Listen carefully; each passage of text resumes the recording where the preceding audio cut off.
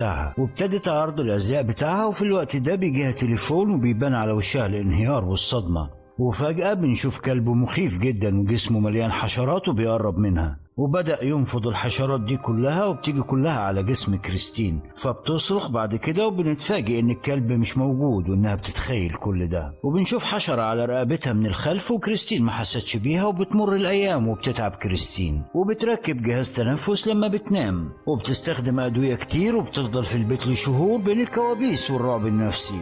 وفي يوم قررت تجهز نفسها وتروح تقابل ليزا صاحبة شركة تصميم الأزياء عشان تعرض عليها آخر تصاميم ليها عشان يقدموهم في العرض الجاي. فقالت لها ليزا هتفكر وترد عليها، وترجع كريستين لسيارتها وهي حاسة انها تعبانة وبتشنج، واتصلت بجوزها عشان يعدي ياخد بنتهم من المدرسة. اول ما وصلت البيت صاحبة الشركة ليزا اتصلت بيها وقالت لها ان التصاميم عجبتهم وهيقدموها في العرض الجاي، وبتفرح كريستين.